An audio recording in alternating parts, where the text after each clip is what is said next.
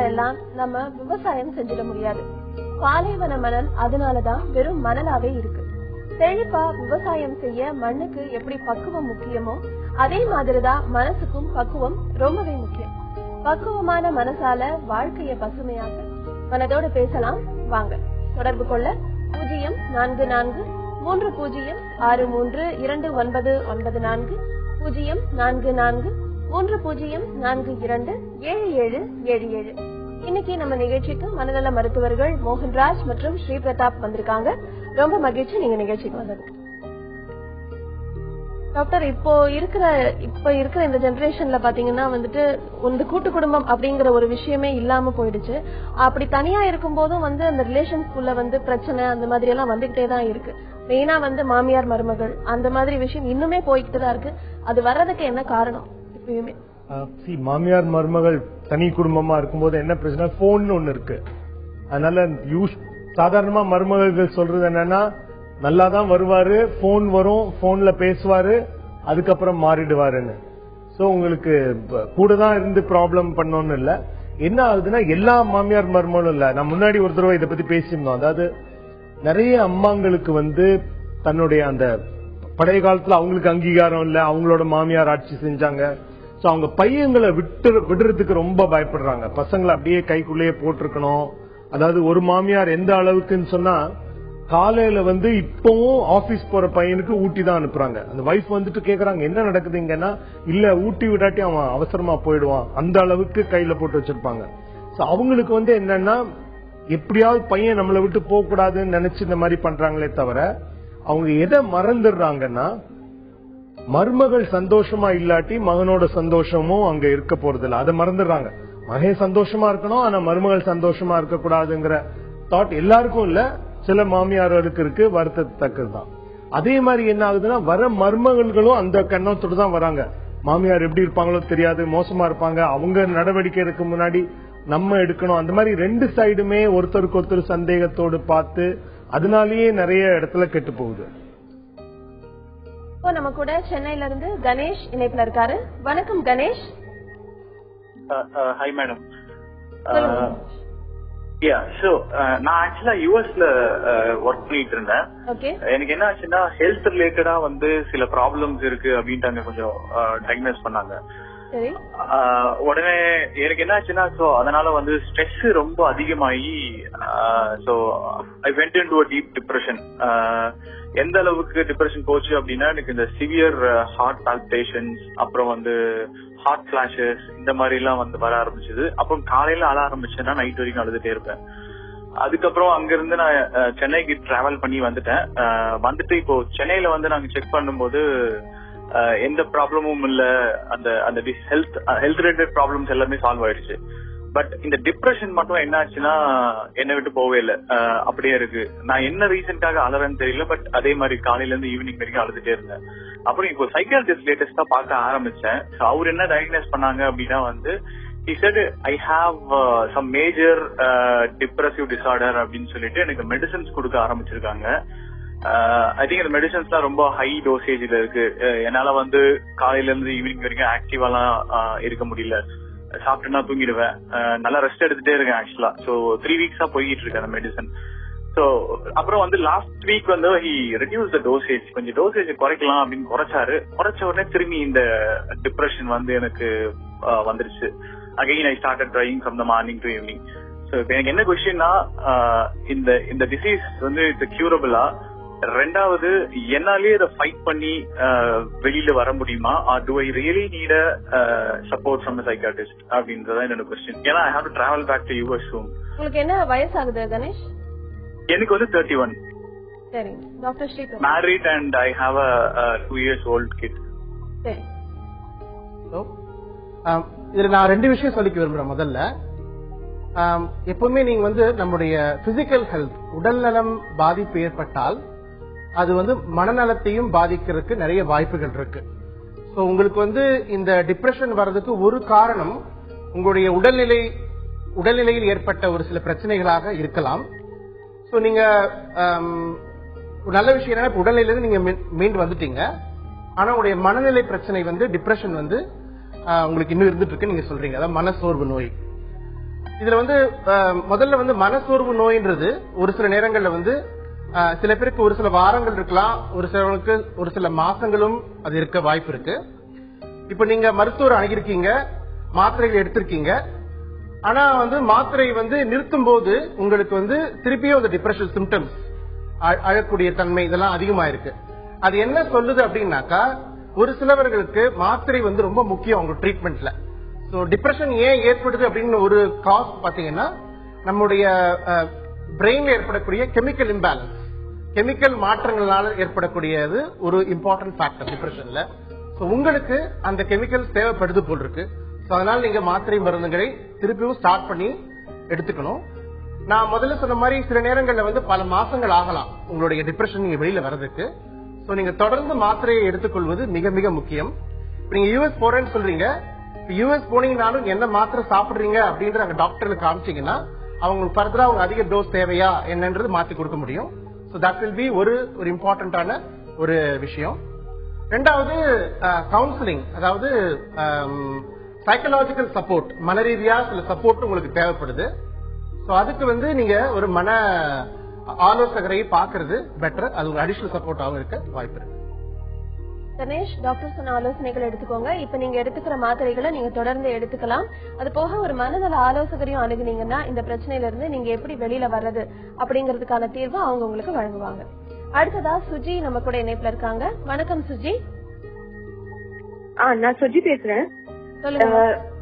குழந்தைங்களை வந்து வளர்க்கறத பத்தி ஒரு கொஸ்டின் கேட்கணும். சரி. குழந்தைங்களை பத்தி சம்பந்தமான கேள்வி கேட்கணும். சொல்லுங்க சுஜி. குழந்தைங்களை வளர்க்கும் போது நம்ம வந்து பொதுவா வந்து அடிக்கலாமா? அடுத்த கொஸ்டின் எனக்கு என்னன்னாக்கா, என் பையன் கொஞ்சம் மூடியாவே எப்போதுமே இருக்கான், அழுதுட்டே இருக்கான். சோ அவனை வந்து எப்படி கொண்டு வரணும்? அதுக்கப்புறம் சில சமயம் பார்த்தா கூட்டமா இருந்தாலும் அவன் வந்து பழகிறது இல்ல. அது மாதிரி வெளியே மத்தவங்கள்ட்ட இட்டுட்டு போனாலுமே பழகிறது இல்ல, கொஞ்சம் அழுதுட்டே இருக்கான். இது எந்த வயசுல இது மாதிரி சரியாகும்? இப்ப அவனுக்கு 4 வயசு ஆகுது. எந்த வயசுல சரியாகும்? எப்படி அவனை திருப்பி அவனை கொண்டு வரது? சரிங்க சுஜி. ஃபர்ஸ்ட் क्वेश्चन கேட்டீங்க அடிக்கலாமான்னு. என்னோட பதில் வந்து குழந்தைங்களை அடிக்கவே கூடாதுமா. அடிக்கிறதுனால எந்த பிரயோஜனமும் கிடையாது. ஆனா நீங்க சொல்லுவீங்க எல்லா மொழியிலையும் பழமொழி இருக்கு, அடி உதவுற மாதிரி அண்ணன் தம்பி உதவ மாட்டான்னு. ஆனா அடிக்கிறதுனால வரக்கூடிய ஒரே பலன் என்னன்னா, அந்த குழந்தை, அடி வாங்குற குழந்தை சரி இப்ப அடிப்பாரு, அப்பா அடிக்கிறாங்க இல்ல அம்மா அடிக்கிறாங்க, பாட்டி கேக்குறாங்க ஏன் அடிக்கிறேன்னு, தப்பு பண்ணா அடிச்சேன் அப்படின்னு சொல்லும் போது குழந்தையோட மனசுல என்ன பதியுதுன்னா, யாரா தப்பு பண்ணா நம்ம அடிக்கலாம். சோ இன்னொரு மனிதரையோ இன்னொரு சிறுவனையோ சிறுமியோ அடிக்கலாங்கிறத மட்டும்தான் கத்துக்கிறாங்க. மத்தபடி அடினால எந்த விதமான டிசிப்ளினும் வரப்போறது இல்ல. இதுவே நீங்க அன்பும் காட்டிட்டு கூடவே கண்டிப்பும் காட்ட முடியும். அடிக்காமலே கண்டிப்பு காட்ட முடியும். உங்களுடைய வார்த்தைகளால எதா செய்யக்கூடாதுன்னா ஏன் செய்யக்கூடாது, இல்ல தப்பு ஏதாவது செஞ்சுட்டாருன்னா அந்த தப்புனால வரக்கூடிய விளைவுகள் என்னங்கறத விளக்கமா சொன்னீங்கன்னா அதுவே உங்களுக்கு டிசிப்ளினுக்கு உதவும். அது ஒண்ணு. ரெண்டாவது, நீங்க சொன்னீங்க பையன் கொஞ்சம் மூடியா இருக்கான்னா பாக்கணும் என்ன காரணத்துக்காக மூடியா இருக்காரு, ஏதாவது நடந்துதா பையனுக்கு, அது பாக்கணும். இன்னொன்னு வந்து ஜனங்க கிட்ட பேசுறதுக்கு ரொம்ப தயங்குறாரு சொன்னீங்க இல்லையா, அது வந்து இப்ப வேற எதுவும் பிரச்சனைகள் அவருக்கு ஏற்படல, திடீர்னு தான் மூடியா இருக்காரு. அதாவது உங்களுக்கு ஏதாவது சில நேரங்கள்ல ஏதாவது ஒரு வன்முறை நடந்ததுன்னா கூட பசங்க ரொம்ப மூடியா இருப்பாங்க, சொல்ல தெரியாத வார்த்தைகள் இல்லாதனால சொல்லாம இருப்பாங்க. சோ அத கேக்குற மாதிரி கேட்டா அறிந்து கொள்ளலாம் என்ன விஷயத்தினால மூடியா இருக்காருங்கிறது. பட் ஜெனரலா கூச்ச சுபாவம், அதனால பேச முடியல அப்படி இருக்கிற பசங்களுக்கு வந்து எக்ஸ்போஷர் நாங்க சஜஸ்ட் பண்ணுவோம். அதாவது என்ன விஷயத்துக்கு பயப்படுறாங்களோ அதை கொஞ்சம் கொஞ்சமா அவங்கள அதை எக்ஸ்போஸ் பண்ணோம்னா அந்த பயம் குறையும். ஆனா இவருக்கு வந்து இவ்வளவு நாள் நல்லா இருந்து திடீர்னு மூடியா இருக்காருன்னா என்னங்கறத நம்ம பாக்கணுமா. எந்த வயசுல இது மாறும்? 4 வயசுன்னு சொன்னாங்க இல்லையா, அது காரணத்தை பொறுத்து இருக்கு. இப்ப கூச்சம்னா உங்களுக்கு வித் மோர் எக்ஸ்போஷர். இப்போ நிறைய பொத்தி வளர்க்குற குழந்தைங்களை பார்த்தா 20 வயசுலயும் அவங்க கூச்சமா தான் இருப்பாங்க. பட் இதுவே நீங்க வந்து கொஞ்சம் கொஞ்சமா அவங்களுக்கு எக்ஸ்போஷர் கொடுத்தீங்கன்னா 6 மாசத்துக்குள்ளேயே நல்லா ஆயிடுவாங்க. சென்னையில இருந்து சவிதா நம்ம கூட இணைப்புல இருக்காங்க. வணக்கம் சவிதா. வணக்கங்க. சொல்லுங்கம்மா. ஒரு பொதுவான கருத்து தான் கேட்க போறேன். நான் வந்து என் பொண்ணு கூட படிக்கிற ஃப்ரெண்ட்ஸ் வந்து அவங்க வீட்டுல எனக்கு நண்பர்கள் மூலியமா அப்படியே ஃபேமிலி ஃப்ரெண்ட் மாதிரி பழகி எங்க கூட நல்லா ரொம்ப நெருக்கமா பழகுனாங்க. பழகி எங்க கிட்ட வந்து அவங்களுடைய கஷ்டத்தை சொல்லி சொல்லி எங்க கிட்ட இருக்க முடிஞ்ச வரைக்கும் அவங்க வந்து பணத்தை வாங்கிட்டாங்க.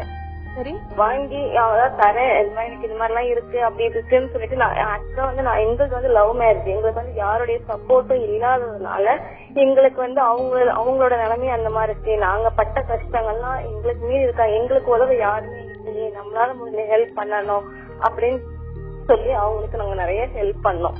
சரி, ஒரு வருட காலம் கழிச்ச பிறகு நாங்க கொடுத்த பணத்தை கேட்க போகும்போது எங்களுக்குள்ள வாக்குவாதம் அதிகமாயி அவங்க போலீஸ் ஸ்டேஷன்ல போய் கம்ப்ளைண்ட் பண்ணி அது பெரிய இஷ்யூ ஆயிடுச்சு. இப்ப நாங்க நாங்க வந்து எங்க கிட்ட இல்லாம வெளியில தான் படிப்புக்குன்னு கேட்டாங்க, அதை பொறுத்துதான் வெளியில வாங்கி கொடுத்தோம் நாங்க. ஆனா அந்த இதுல வந்து எங்களை ஏமாத்திட்டாங்க. இந்த மாதிரி நாங்க நல்லவங்க யாரு கெட்டவங்க யாருன்னு எங்களுக்கு தெரியாம நாங்க பழகிட்டோம். இதை நாங்க எப்படி தெரிஞ்சுக்கிறது? இப்ப வந்து வாழ்வா சாவான்ட்டு நாங்களே போராடி, இப்ப நாங்க வாங்கி கொடுத்தவங்க எங்களை வந்து அந்த அளவுக்கு கேள்வி கேட்கறாங்க. ஆனா எங்களால எந்த ஆதாரமும் இல்லாம நாங்க இதை கொடுத்து ஏமாந்துட்டோம். இப்ப பொதுவா நான் கேக்குறேன், இது வந்து எப்படி நாங்க நல்லவங்க யாரு கெட்டவங்க யாருன்னு எப்படி புரிஞ்சுக்கிறது? நான் இதை கட் பண்ணிட்டு டிவில கேக்குறேன் நானு. சரிங்க டாக்டர் ஸ்ரீபிரசாத். ரொம்ப பொதுவான கேள்விதான் இது. என்னுடைய வியூ என்ன அப்படின்னா வந்து நாம வந்து இரக்கத்தன்மை இருக்க வேண்டியது ரொம்ப முக்கியம். ஆனா ஏமாந்துடக்கூடாது, அது ரொம்ப ரொம்ப முக்கியம். நீங்க வந்து உங்க ஃப்ரெண்ட்ஸுக்கு ஹெல்ப் பண்ணிருக்கணும் அப்படின்னு நினைச்சு ஒரு நல்ல மனதோடு அவர்களுக்கு இரக்கத்தன்மையோடு ஹெல்ப் பண்ணிருக்கீங்க. ஆனா வந்து அன்பார்ச்சுனேட்லி ஏமாத்தப்பட்டிருக்கீங்க. அவங்க உங்களுடைய பணத்தை வந்து திருப்பி தரல. இது வந்து நிறைய இடங்கள்ல நடக்கக்கூடிய விஷயங்கள் தான். நீங்க நம்ம வந்து இந்த மாதிரி இதுல வந்து பண விஷயம் வரும்போது கொஞ்சம் முன்னெச்சரிக்கையா இருக்கிறது ரொம்ப நல்லது. பணம் வரும்போது நட்பை அது பாதிக்கும் அப்படின்றத நீங்க முதல்லயே கொஞ்சம் அவங்க கிட்ட சொல்லிருக்கலாம். இல்ல ஒரு சிறு தொகையை முதல்ல கொடுத்து அதுல ஏதாவது அவங்க திருப்பி கொடுக்கறாங்க, உங்க நம்பிக்கையை திரும்பி பெறாங்க அப்படின்ற பட்சத்துல நீங்க ஒரு பெரிய தொகையை கொடுத்திருக்கலாம். முதல்லயே இவங்க நல்லவங்களா கெட்டவங்களான்னு ரொம்ப ஜட்ஜ் பண்றது வந்து கொஞ்சம் கஷ்டம் தான். எஸ்பெஷலி ரொம்ப நாள் பழகும் போது, ரொம்ப க்ளோஸா பழகிட்ட பிறகு அது கொஞ்சம் கஷ்டமா தான் இருக்கும். ஆனா வந்து நம்ம அப்ரோச் வந்து கொஞ்சமா பணம் கொடுத்து முதல்ல அவங்க திருப்பி தராங்களா, அதுல எப்படி ரெஸ்பான்ஸ் இருக்கு அப்படின்னு பார்த்து அந்த நம்பிக்கை நீங்க கெயின் பண்ண பிறகு நீங்க பெரிய அமௌண்ட் கொடுத்திருக்கலாம். ஆனா வந்து துரதிருஷ்டவசமாக நீங்க பெரிய அமௌண்ட் கொடுத்துட்டு இப்போ ஏமாந்துட்டீங்க. ஜெனரலா வந்து இரக்கமோடு இருக்கிறது நல்ல இம்பார்ட்டன்ட். ஆனா ஏமாந்துடக்கூடாது, அது ஜாக்கிரதையா இருக்கிறது முக்கியம் நான் நினைக்கிறேன். கவிதாமா, டாக்டர் சொன்ன விஷயங்கள் அந்த ஆலோசனைகளை எடுத்துக்கோங்க. நீங்க உங்களுடைய ஃப்ரெண்ட் மூலமா இந்த மாதிரி ஏமாற்றப்பட்டதுனால மறுபடியும் வேற யாருக்குமே நம்ம உதவலாமா வேண்டாமா அப்படிங்கிற சந்தேகம் உங்களுக்கு வேண்டாம். உங்க இயல்பை நீங்க மாத்திக்காமே இருக்கலாம். என்ன கொஞ்சம் முன்னெச்சரிக்கையோட ஜாக்கிரதையோட இருந்தீங்கன்னா உங்களுக்கு இந்த சின்ன சின்ன கஷ்டங்கள் கூட வராம இருக்கிறதுக்கு வாய்ப்பு இருக்கு. அடுத்ததா திருச்சியில இருந்து முருகன் நம்ம கூட இணைப்புல இருக்காரு. வணக்கம் முருகன். நமஸ்காரம்மா. சொல்லுங்க சார். நமஸ்காரம், நான் திருச்சியில இருந்து பேசுறேம்மா. சொல்லுங்க சார். இப்ப என்ன கதை சொன்னீங்களோ அதே கதை தான். அந்த அம்மாவுக்கு என்ன நேர்ந்துச்சோ அதேதான் எனக்கு நேர்ந்திருக்கு.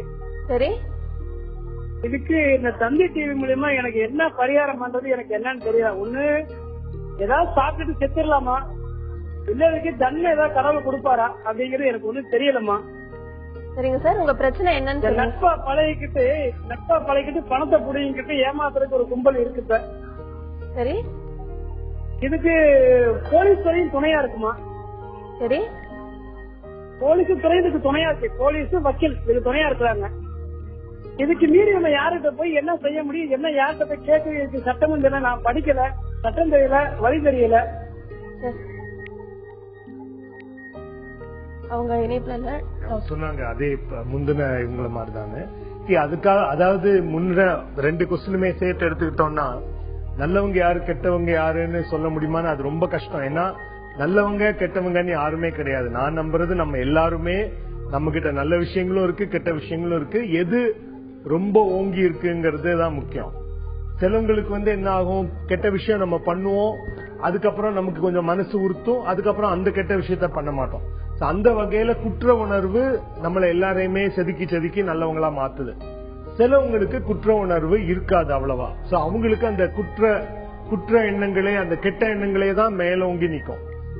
கண்டுபிடிக்கிறதுங்க ரொம்ப கஷ்டம், ரொம்ப ஈஸியா ஏமாத்தலாம். எது ஈஸியா கண்டுபிடிக்க முடியும்னா நம்ம நெத்தியில எழுதியிருக்கோம், நான் நல்லா ஏமாறக்கூடியவன், என்னை ஏமாத்தலான்னு நிறைய பேருக்கு, எனக்கே நிறைய பேர் சொல்லியிருக்காங்க, நீ உன் நெத்திலேயே எழுதியிருக்கேன். அந்த மாதிரி அது ஈஸியா எல்லாரும் கண்டுபிடிச்சுப்பாங்க. பட் நான் என்ன சொல்லுவேன்னா, இந்த மாதிரி உதவிகள் பண்ணும்போது நம்ம இறக்க குணம் இருக்கலாம், இவங்க சொன்ன மாதிரி நம்ம இயல்பை மாத்திக்க வேண்டாம். ஆனா இறக்க குணத்துல நேரத்தை கொடுக்கலாம், உங்களுடைய உடல் உழைப்பை கொடுக்கலாம், அவங்களுக்கு கஷ்டம், ஹாஸ்பிட்டல் அட்மிட் ஆயிருக்காங்க, அதுக்கு உதவி பண்ணணும். அந்த மாதிரி உங்களால உழைப்பால நேரத்தால நீங்க உதவி பண்ணலாமே தவிர, பணம்னு வரும்போது உங்ககிட்ட நிறைய இருந்ததுன்னா உங்களை மிஞ்சி கொடுக்க முடியும்னா கொடுங்க, எதிர்பார்க்காதீங்க. பணத்தால உதவி பண்ணும்போது பணம் திரும்பி வரும், ஒரு ஆபத்துக்கு கொடுக்கும் போது திரும்பி வரும்னே எதிர்பார்க்காதீங்க. வந்தா போனஸ், அவ்வளவுதான். இந்த முதல் நேயர் என்ன சொன்னாங்கன்னா, அவங்க கிட்ட இல்ல கடன் வாங்கி கொடுத்தாங்கன்னு. அது ஒரு பெரிய தவறு. அது ஆபத்துக்குன்னே இல்ல, எப்பவுமே யாருக்காவது கடன் வேணும், உங்களுக்கு உதவணும்னா கடன் கொடுக்கறவரை அவங்களையும் சந்திக்க வச்சுட்டு நீங்க அங்கிருந்து விலகிடுங்க. உங்களுக்கும் அதுக்கு சம்பந்தமே கிடையாது. அவருடைய சொந்த ரிஸ்க்ல கொடுக்கறாரு, பத்திரம் ஆகட்டும், எதுவும் அவங்களுக்குள்ள நடக்கட்டும். இந்த ஏ கிட்ட இருந்து வாங்கி பிக்கு கொடுக்கறதுங்கிறது பெரிய சிக்கல். ஏன்னா அது நாங்க வாரத்துக்கு 2 பேராவது இதை சொல்லி கேட்கிறோம். நாங்க அது வாங்கி கொடுத்துட்டு அப்புறம் இவங்க வட்டி கட்டணும், அவங்க கிட்ட இருந்து வராது. சோ நான் சொல்றது, உடலால உழைங்க, நேரம் கொடுங்க, பட் பண விஷயத்துல ஜாக்கிரதையா இருக்கு. அடுத்ததா சென்னையில இருந்து கவிதா நம்ம கூட இணைப்புல இருக்காங்க. வணக்கம் கவிதா. ஹலோ ஹலோ வணக்கங்க. சொல்லுங்கம்மா. எனக்கு டிப்ரெஷன் 10 இயர்ஸா இருக்கு. சரி. எனக்கு ஆர்பிசால், பூப்ரான் இதே மாதிரி டேப்லெட்ஸ் எல்லாம் கொடுத்துட்டு இருக்காங்க. சரி. இது 10 இயர்ஸ் மேல ஆயிடுச்சு, இன்னும் தீர்ந்த பாடு இல்ல, அப்படியேதான் இருக்கு. தூக்கம் அதிகமா வருது. சரி. தூக்கம் இர்ரெகுலரா இருக்கு, நிறையவே வருது. இதுக்கு என்ன பண்றதுன்னு தெரியலீங்க. சரிங்க கவிதா. டாக்டர், மனசோர்வு நோய் அப்படின்றது பாத்தீங்கன்னா, இது சில பேருக்கு ஒரு கிரானிக் இல்னஸா இருக்கும். அதாவது நீண்ட நாட்களுக்கு, பல வருஷங்களுக்கு இருக்க வாய்ப்பு இருக்கு. பாத்தீங்கன்னா பிசிக்கல் ஹெல்த் ப்ராப்ளம் வரும்போது, உடல் பாதிக்கப்படும்போது சர்க்கரை வியாதி இருக்கு, அப்புறம் ஹைப்பர் டென்ஷன், பிளட் பிரஷர் அதிகமான வியாதி இருக்கு. இந்த மாதிரி வியாதிகள் பாத்தீங்கன்னா நீண்ட நாள் இருக்கும். அதுக்கு நம்ம மருந்து மாத்திரைகள் எடுத்துக்கிட்டே இருக்க வேண்டியிருக்கும், ரொம்ப நாளுக்கு இருக்க வேண்டியிருக்கும். அதே மாதிரிதான் மனசோர்வு நோய், டிப்ரெஷனும் கூட ஒரு சிலவர்களுக்கு பல மாதங்கள், சில பேருக்கு பல வருஷங்களும் இருக்க வாய்ப்பு இருக்கு. நீங்க இந்த மாதிரி இருக்கும்போது லாங் டர்மா தொடர்ந்து நீண்ட நாட்களுக்கு, நீண்ட வருஷங்களுக்கு மாத்திரை மருந்துகளை கண்டிப்பாக எடுக்க வேண்டும். இப்படி மாத்திரை மருந்து எடுத்தாலும் ஒரு சில நேரங்களில உங்களோட டிப்ரெஷன் மோசமடையவும் வாய்ப்பு இருக்கு. அந்த மாதிரி இருந்தீங்கன்னா நீங்க டாக்டரை போய் பார்த்து உங்க மாத்திரையை சிலதை மாத்திக்கலாம். தூக்கமின்மை ஒரு ப்ராப்ளமா இருக்குன்னா அதுக்கு அடிஷனலா இன்னொரு மாத்திரையை டாக்டர் ஆட் பண்ணி கொடுக்கலாம். இல்ல நீங்க ஏற்கனவே சாப்பிட்டு இருக்க மருந்தை கொஞ்சம் மாத்தி கொடுக்கலாம். சில நேரங்கள் டோசேஜ் பத்தாம இருக்கலாம். நீங்க ரொம்ப நாள் எடுத்துட்டு இருக்கும் போது நீங்க இப்ப எடுக்கிற டோஸ் கம்மியாக இருக்கலாம். அதையும் அவங்க ஏற்றி கொடுக்க முடியும். என்ன நேயர்கள் புரிஞ்சுக்கணும் அப்படின்னா, டிப்ரெஷன்னா வந்துட்டோம், டாக்டர் பார்த்துட்டோம், 1 மாசம் 2 மாசத்துல சரியா போயிடும் அப்படின்றது கிடையாது. பெரும்பாலானவர்களுக்கு, ஒரு 80% மக்களுக்கு டிப்ரெஷன்ன்றது லாங் டேர்ம் ப்ராப்ளம், தொடர்ந்து வரக்கூடியது. நீங்க மாத்திரையை அதிக நாட்கள், சில நேரங்கள்ல வருஷங்களுக்கும் எடுக்க வேண்டியது அவசியம். கவிதாமா, டாக்டர் சொன்ன விஷயங்கள் எடுத்துக்கோங்க. இப்ப நீங்க எடுத்துக்கிற மாத்திரைகளை இன்னும் எவ்வளவு நாட்கள் இல்ல எவ்வளவு வருஷங்கள் எடுக்கணும் அப்படிங்கறத உங்க மருத்துவரை நீங்க அணுகலாம். இல்ல டோசேஜ் மாத்தி கொடுக்கறாரா இல்லையா, இல்ல எப்ப மாத்திரையை நிறுத்தலாம், எல்லாமே அவருடைய ஆலோசனைப்படி நீங்க பண்ணுங்க. நீங்களே எந்த முடிவும் எடுத்துட வேண்டாம். அடுத்ததா புவனேஸ்வர்ல இருந்து வாணி நம்ம கூட இணைப்புல இருக்காங்க. வணக்கம் வாணி. Hello madam. சொல்லுங்கம்மா. என்னோட பையனை பத்தி பேசணும் மேடம். என்னோட பையன் 7th படிக்கிறான். சரி. அவன் மேடம் படிக்க நல்லா ஸ்கூலுக்கு போவான், வருவான் மேடம். வந்தாச்சும் டியூஷன் போயிடுவான். 8 மணி 8:30 தூங்கிடுறான் மேடம். படிப்புல இன்ட்ரெஸ்டே இருக்க மாட்டேங்குது. சரி. காலையிலே எந்திரிக்க மாட்டேங்கிறான். காலையில வெள்ளனா இப்ப 7th படிக்கிறான் மேடம். இன்னும் 3 வருஷம் இருக்கு அவன் 10th படிக்கிறதுக்கு. இன்ட்ரெஸ்டே இருக்க மாட்டேங்குது. எது சொன்னாலும் தூக்கம் வருதுமா, எனக்கு வேகமா தூக்கம் வந்து காலையில தூங்கிடுறான். காலையில 7 மணிக்கு தான் எந்திரிக்கிறான். நைட் 8:30 தான் தூங்கிடுறான். சரி. அவன் எப்படி இதான் கொண்டு வர போறோம் ஒன்னும் ரொம்ப கவலையா இருக்கு. டிஸ்டர்ப் நாங்க ஏதாவது பேசினா அங்க என்னமா பண்ற, என்ன பண்ணிட்டு இருக்க, என்ன சாப்பாடு அப்படின்னு கேக்குறான். இங்க அவங்க அப்பா என்ன பண்றாரு, அங்க ஏன் கவனம் போகுது. அவன் படிப்பை கவனத்தையே செலுத்த மாட்டேங்கிறான். அவரு சின்ன வயசுல இருந்தே அப்படிதான் இருக்காராமா? சின்ன வயசுல இருந்துன்னா வேணாம் தூங்கிடுவான், வேகமாவே தூங்குவான். அவனுக்கு சின்ன வயசுல ஒரே பழக்கம் தான். 8 மணி 8:30 தூங்குற பழக்கம் இருக்கு மேடம். சரிங்க வாணி. அம்மா 11 மணி நேரம் தூங்குறது வந்து கொஞ்சம் அதிகமா படுது எனக்கு. அது வந்து அவருடைய உடல் சோர்வுனால கூட இருக்கலாம். உடல் சோர்வுனாலேயே எதுவும் செய்ய முடியாம, 8:30 தூங்குறாரு, 7:30 கஷ்டப்பட்டு தான் எழுந்திக்கிறாரு அப்படின்னு சொல்றீங்க. சோ நீங்க இப்ப பார்க்க வேண்டியது அவருக்கு உடல் நல சோர்வுக்கு ஏதாவது காரணங்கள் இருக்கா. சாதாரணமா இப்ப உங்களுக்கு தைராய்டு பார்க்கணும், தைராய்டு குறைவா இருக்கா, இல்ல ஹீமோகுளோபின் பார்க்கணும், ரத்த சோகை இருக்குதா, ஹீமோகுளோபின். அதுக்கு முன்னாடி ஃபெரிட்டின் ஒன்னு இருக்கு. அப்புறம் விட்டமின் டி வந்து உங்களுக்கு சூரிய வெளிச்சத்துல மட்டும்தான் கிடைக்கும். அது எவ்வளவு தூரம் சூரிய வெளிச்சம் கிடைக்குதுன்னு தெரியாது இப்பெல்லாம், ஏன்னா எல்லாரும் நம்ம எல்லாம் கட்டடத்துக்குள்ளேயே இருக்கிறதுனால. சோ இதெல்லாம் உங்களுக்கு பார்க்கணும் சோர்வுனால. ஏன்னா 11 மணி நேரம் கொஞ்சம் அதிகமா இருக்குமா. இதுல வந்து படிப்பு மேல ஆர்வத்தை காட்டிலும் சோர்வு தான் எனக்கு பெருசா தெரியுது. படிக்க முடியாததும் இதனால இருக்கலாம். ஏன்னா உங்களுக்கு இப்போ ரத்த சோகை இருக்கு, ஹீமோகுளோபின் குறைவா இருக்குன்னா நம்மளோட கவனமே இருக்காது, கவனம் வந்து கான்சென்ட்ரேட் பண்ணி படிக்க முடியாது. சோ அவரால் முயன்று முடியாம கூட அவரு சரி முடியாததை எதுக்கு முயற்சி செய்யணும்னு விட்டுருக்கலாம். சோ என்னுடைய கருத்து வந்து சோர்வுக்கான எல்லா டெஸ்டுகளும் பண்ணுங்க, கண்ணு செக் பண்ணிடுங்க அவரால் படிக்க முடியுதாங்கிறது. அது இல்லாம சில கண்டிஷன்ஸ் இருக்கு. இப்போ சில குழந்தைங்களுக்கு அதெல்லாமே கரெக்டா இருந்தாலும் ஐக்கியூல பிரச்சனை இருக்கலாம், கற்றல் குறைபாடுன்னு சொல்லியிருக்கோம் SLDன்னு, அவங்களுக்கு வாசிக்கிறதுலயோ எழுதுறதுலயோ பிரச்சனை இருக்கலாம். சோ நீங்க ஆரம்பிக்க வேண்டியது சோர்வுக்கான டெஸ்டுங்களை பண்ணிட்டு அதுல இருந்து ஆரம்பிங்க. நான் சொன்ன மாதிரி எல்லாமே பார்க்கணும். புதுக்கோட்டையில இருந்து சரளா நம்ம கூட இணைப்புல இருக்காங்க. வணக்கம் சரளா. ஹலோ. வணக்கம்மா. ஹலோ. ஹலோ. சொல்லுங்க சரளா. சார் மோகன் பேசுங்க. பேசலாமா, சொல்லுங்க. சார் என் பையன் வந்து சின்ன பிள்ளைல இருந்து அழுதுட்டே இருக்கான் சார். அழுதுட்டே இருக்கான். அதுக்கப்புறம் வந்து நல்லா தூங்க மாட்டான், வந்து ரிலாக்ஸாவும் இருக்க மாட்டான் வந்து. சரி, அதான் என்ன பண்றது, எப்படி அவனை சரி பண்றது என்னன்னு கேக்குறேன் சார் உங்களுக்கு. பையன் வயசு என்னம்மா? 3 வயசு சார். 3 வயசுங்களா? அம்மா 3 வயசுல குழந்தை ரொம்ப அழுறான்னா உடல் சார்ந்த நோய்கள் தாம்மா. நம்ம நிறைய காரணங்கள் இருக்கு அழுறதுக்கு. அதாவது வலினால அழலாம், இல்ல வேற ஏதாவது ஒரு சிக்கல் அவங்களுக்கு, அதாவது மூச்சு விடுறதுல கஷ்டம், அந்த மாதிரி.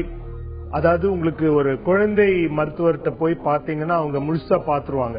அதாவது தொடர்ந்து அழுதுட்டே இருக்காங்கன்னா என்ன காரணம்ங்கிறது.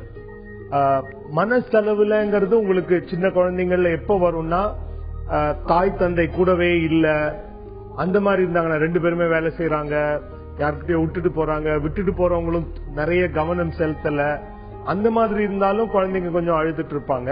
பட் அந்த மாதிரி இருக்கான்னு தெரியல உங்க வீட்டுல. தொடர்புல இருக்கீங்களாமா? ஓகே. நீங்க கூட இருக்கீங்களா பையன் கூட? ஆமா, நீங்க கூட இருக்கிறீங்க, விளையாடுறீங்க, அந்த கதையெல்லாம் சொல்லும் போது குழந்தை நல்லா இருக்கானா? ஒரு நேரம் நார்மலா இருக்கான், ஒரு நேரம் அப்நார்மலா இருக்கான் சார். ஆமா, அதாவது உங்களுக்கு கதை சொல்லும் போதெல்லாம் நல்லா இருக்கான் அப்படின்னா அடிக்கடி அழுறான்னா உடம்பு ரீதியா ஏதாவது பிரச்சனைகள் இருக்கான்னு பாக்கணுமா முதல்ல. அந்த வயசுல உங்களுக்கு உடம்பு ரீதி பிரச்சனைனால கூட அழுறது. இப்போ வெயிட் எல்லாம் போடுறானா?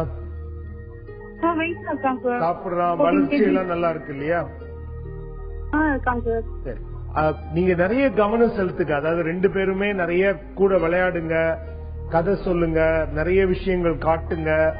அந்த மாதிரி தொடர்ந்து அவங்களுக்கு நிறைய ஸ்டிமுலேஷன் இருந்தாலும் நல்லா இருக்கும். அப்படியும் தொடர்ந்து வலிக்குதுன்னா அதுக்குண்டான காரணங்கள், உடல் ரீதியா காரணங்கள் இருக்கான்னு கண்டுபிடிக்கணுமா. சரளாமா, டாக்டர் சொன்ன மாதிரி உங்களுடைய குழந்தை இந்த மாதிரி தொடர்ந்து அழுதுட்டு இருக்கிறதுக்கு உடல் ரீதியான காரணம், உடல் ரீதியான ஏதாவது ஒரு விஷயம் காரணமா இருக்கலாம். அதனால நீங்க ஒரு குழந்தைகள் மருத்துவர் அணுகுனீங்கன்னா இதுக்கான காரணம் என்னன்னு தெரிஞ்சு அதுக்கான ட்ரீட்மெண்ட்டை அவங்க கொடுப்பாங்க. அடுத்ததா வேலூர்ல இருந்து பெயர் சொல்ல விரும்பாத ஒரு பெண் நம்ம கூட இணைப்புல இருக்காங்க. வணக்கம்மா. ஹலோ, வணக்கம். Good afternoon doctor. சொல்லுங்கம்மா. டாக்டர் கிட்ட பேசணும் மேடம். பேசலாம், சொல்லுங்க. Doctor good afternoon doctor. என் பையனுக்கு வந்து 8 இயர்ஸ் ஆகுது டாக்டர். 4th ஸ்டாண்டர்ட் படிக்கிறான். அப்புறம் வந்து 1st ஸ்டாண்டர்ட் எனக்கு ஒரு டாக்டர் இருக்கிறா. அவங்க 2 பேருக்கும் உள்ள வந்து என் பையன் வந்து ரொம்ப பொசிட்டிவ்னஸா இருக்கணும்னு நினைக்கிறான். இப்ப கூட வந்து ரொம்ப குழந்தை மாதிரி அவனை பாத்துக்கணும், பக்கத்துலயே படுக்க வச்சு தூங்க வைக்கணும் அப்படின்னு எல்லாம் எதிர்பார்க்கறான்.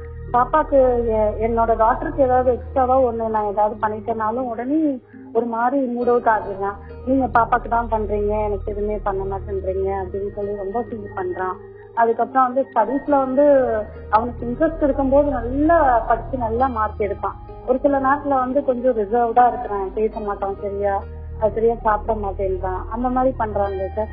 அதுக்கப்புறம் பாப்பா கூட வந்து விளையாடுப்பா, நல்லா ஆக்டிவா இரு, நானும் அவன் கூட அவுட்டிங் கூட்டிட்டு போவேன், 2 பேருக்கு ஈக்குவலா எல்லாம் வாங்கி தருவேன், எல்லாமே பண்ணுவேன். அவனோட சிஸ்டர் நீ அவ கூட ஷேர் பண்ணணும், அவ கூட விளையாடு, அவளும் வந்து உனக்கு காட் கொடுத்த உன்னோட டாட்டர் சிஸ்டர், அவ கூட நீ எல்லாம் ஜாலியா என்ஜாய் பண்ணேன்னா, இல்ல நீங்க அவளுக்கு தானே ப்ரையாரிட்டி கொடுக்குறீங்க, எனக்கு கொடுக்க மாட்டேன்றீங்களே, நான் வந்து பேபியா இருக்கும்போது வந்து நீங்க நிறைய கேர் கொடுப்பீங்க, இப்ப பாப்பாக்கு கொடுக்குறீங்க அப்படின்ற மாதிரி அதுல இருந்து அவன் இன்னும் வெளியிலேயே வரல டாக்டர்.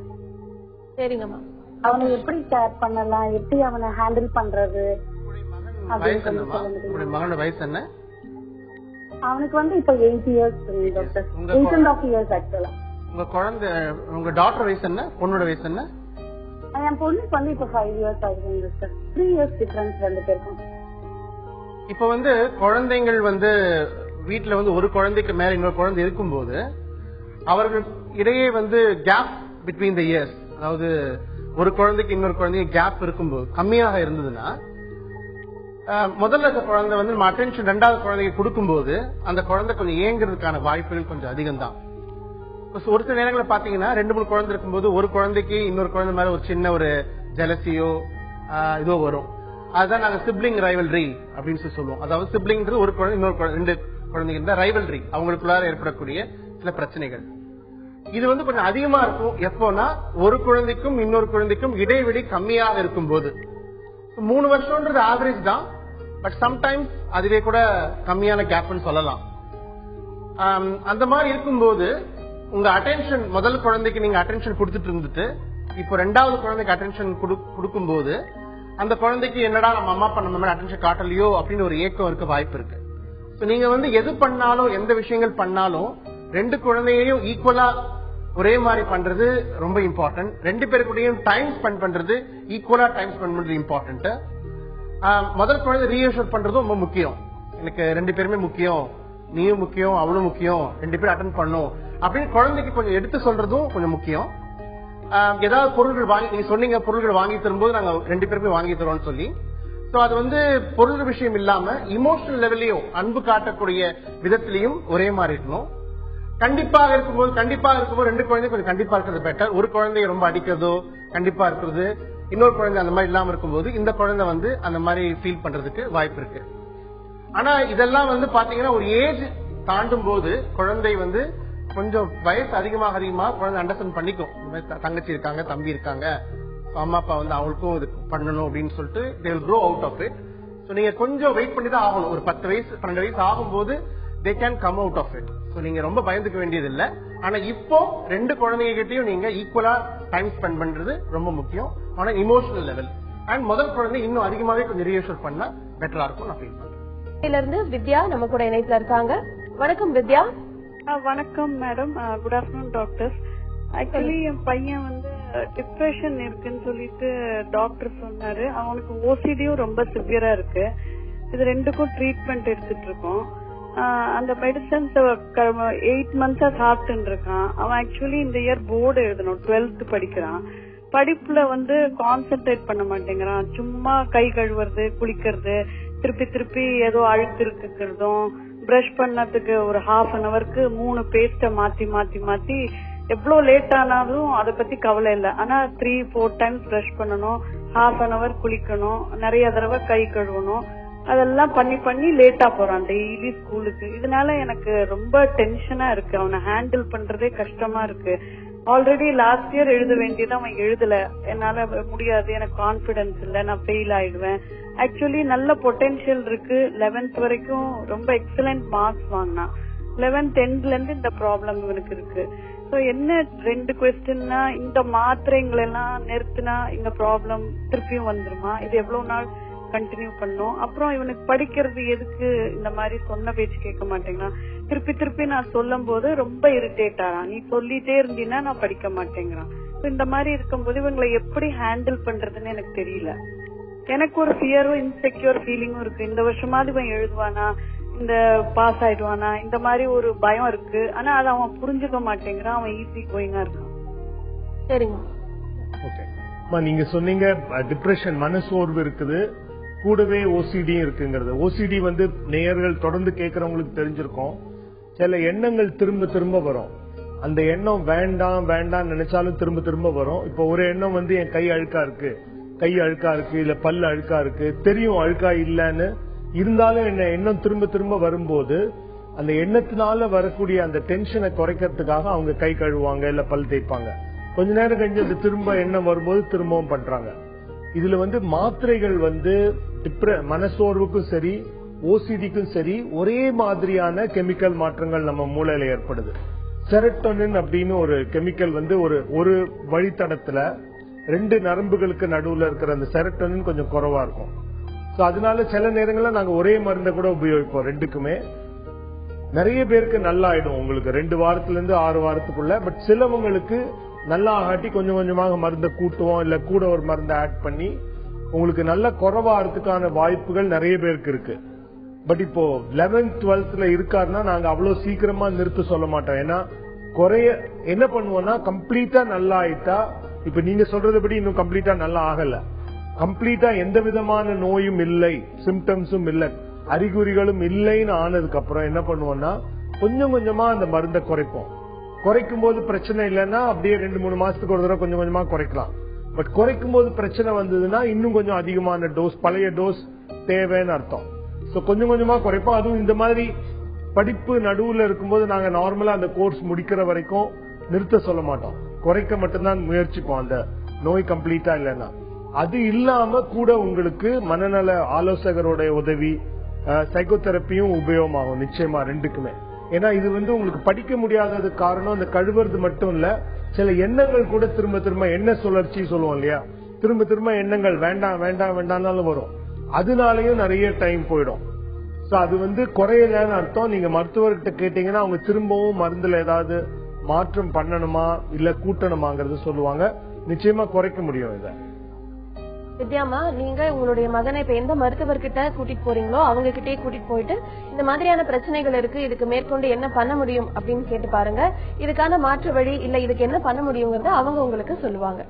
அடுத்ததா தேனியில இருந்து பெயர் சொல்ல விரும்பாத ஒரு நபர் நம்ம கூட இணைப்புல இருக்காங்க. வணக்கம். வணக்கம். Hello sir. சொல்லுங்கம்மா. நான் சார்கிட்ட பேசணுமா? பேசலாம், சொல்லுங்க சார். நான் தேனியில இருந்து பேசுறேன் சார். எனக்கு 2 குழந்தைங்க, 2 பேருமே காலேஜ் படிக்கிறாங்க சார். எங்க வீட்டுக்காரு நல்ல ஒரு வேலையில தான் இருக்காங்க, என்னை நல்லாத்தையும் பாத்துக்கிறாங்க சார். ஆனா எங்க வீடு இருக்கவங்க எல்லாமே நான் எல்லா ஒரு விஷயத்திலயுமே கரெக்டா இருக்கணும்னு நினைப்பேன் சார். யாரை பத்தி தேவையில்லாம எந்த ஒரு வார்த்தையும் பேச மாட்டேன். அதனால என் கூட இருக்க எங்க வீட்டு பக்கத்துல இருக்கவங்க எல்லாமே என்னை அவாய்ட் பண்றாங்க சார். ஆனா நான் அவங்களோட பேசணும்னு ரொம்ப ஆசைப்படுறேன் சார். ஆனா நிறைய பேர் தெரு பக்கத்துல தப்பானவங்களும் இருக்காங்க. என் மனசுக்கு அவங்களோட பேச பிடிக்க மாட்டேங்குதுங்க சார். ஆனா அவங்கள சேர்த்து பேசும்போது எனக்கு ஆசையா இருக்கு சார் பேசணும். ஆனா அவங்களோட தப்பை என்னால மன்னிக்க முடியலங்க சார். என்னால என்ன செய்யறதுன்னே தெரியல சார். அம்மா, நீங்க ரொம்ப கஷ்டமா இருக்கு சார். யார் கூட பேசணும்னு ரொம்ப விருப்பப்படுறேன்னு சொல்றீங்கம்மா? எங்க தெருவுல இருக்கவங்க எல்லாத்துக்கும் பேசணும்னு ஆசைப்படுவேன். ஆனா ஒருத்தரை பத்தி ஒருத்தர் குறை சொல்லிக்குவாங்க. ஆனா எல்லாரும் சந்தோஷமா பேசிக்குவாங்க. என்னால அவங்களோட இதை என்னால ஏற்றுக்க முடியலங்க மேம். சரிங்கம்மா. டாக்டர் ஸ்ரீபிரதா, நீங்க சொல்ற விஷயம் வந்து அதுவும் ரொம்ப காமனான ஒரு விஷயம் தான். நீங்க ஒரு விஷயம் என்ன நினைக்கணும் அப்படின்னா, மக்கள் எல்லாருமே சார் முதல்ல சொன்ன மாதிரி குறையில்லாத மனிதர்களும் குற்றமில்லாத மனிதர்களும் இனி பிறந்தால்தான் உண்டு அப்படின்ற மாதிரி இருக்கு. எல்லா மக்கள்கிட்டயுமே வந்து பர்சனாலிட்டியில வந்து நல்ல விஷயங்களும் இருக்கும், கெட்ட விஷயங்களும் இருக்கும். நம்ம வந்து அவங்களுடைய நல்ல விஷயங்களை கொஞ்சம் பார்க்க வேண்டியது முக்கியம். கெட்ட விஷயங்கள் அவங்ககிட்ட இருக்கும் அப்படின்னு நம்ம அக்னாலேஜ் பண்ணிக்கிட்டு அதை புரிஞ்சுக்கிட்டு இருக்கிறது பெட்டரா இருக்கும். இப்ப நீங்க உங்க விஷயத்துல பாத்தீங்கன்னா நீங்க மத்தவங்க மேல பேசணும்னு ஆசைப்படுறீங்க. ஆனா ஒரு நெகட்டிவிட்டி, ஒரு எதிர்மறையான எண்ணங்கள் உங்க மனசுல வரதுனால உங்களுக்கு அந்த மாதிரி இருக்குது. நீங்க என்ன புரிஞ்சுக்கணும் அப்படின்னா, இந்த மாதிரி மக்கள் பேசினாலும் அவர்களுடைய நல்ல குணங்கள் நிறைய இருக்கும் இல்லையா, அந்த குணங்களை பார்த்து அவர்களுடைய பழக நீங்க ஆரம்பிக்கிறது முக்கியம். கெட்ட குணங்கள் சில இருந்ததுன்னா, உங்களுக்கு பிடிக்காத சில விஷயங்கள் இருந்ததுன்னா நீங்க அதை பத்தி அவங்க கிட்ட பேசலாம். நீங்க இந்த மாதிரி சொன்னீங்க, அந்த மாதிரி சொன்னீங்க, எனக்கு இந்த மாதிரி ஃபீல் பண்றேன் அப்படின்னு உங்களுடைய கஷ்டத்தை அவங்க கிட்ட சொல்லலாம். சோ அந்த மாதிரி இருக்கும்போது உங்களுக்கு ஒரு தீர்வு கிடைக்கலாம். அவங்க திருப்பி உங்ககிட்ட ஏன் அந்த மாதிரி நடந்துக்கிட்டாங்கன்னு சொல்லலாம். பட் நீங்க இந்த மாதிரி உங்களையே ஒரு நெகட்டிவ் ஃபீலிங் ஏற்படுத்திக்கிட்டு மற்றவர்களிடத்திலும் குறை இருக்கும் அப்படின்னு புரிஞ்சுக்காம நீங்க இருந்தீங்கன்னா உங்களுக்கு தான் மேலும் மேலும் அது கஷ்டத்தை கொடுக்கும், உங்களுக்கு ஸ்ட்ரெஸ் கொடுக்கலாம். இன்னும் இப்ப நீங்க பேசும்போது நீங்க அழுதுட்டீங்க. தட் ஷோஸ் தட் நீங்க உங்க மனநிலை ரொம்ப அழுத்தமா இருக்குன்னு நினைக்கிறேன். நீங்க அதை விட்டு வெளியில வந்து கொஞ்சம் டீஸ்ட்ரெஸ் பண்ணிக்கிட்டு உங்களுடைய எண்ணங்களை கொஞ்சம் வேற மாதிரி பாசிட்டிவா திங்க் பண்ணி மக்களிடம் குறைகள் இருக்கும், இருந்தாலும் நம்ம வந்து பழக வேண்டியது முக்கியம் அப்படின்னு நீங்க மாத்திக்க வேண்டியது ரொம்ப முக்கியம் நினைக்கிறேன். டாக்டர் சொன்ன ஆலோசனைகள் எடுத்துக்கோங்க, அந்த மாதிரி முயற்சி பண்ணி பாருங்க. நிச்சயமா இப்ப உங்களுக்கு இருக்கிற அந்த கவலை உங்களை விட்டு போறதுக்கான வாய்ப்புகள் இருக்கு.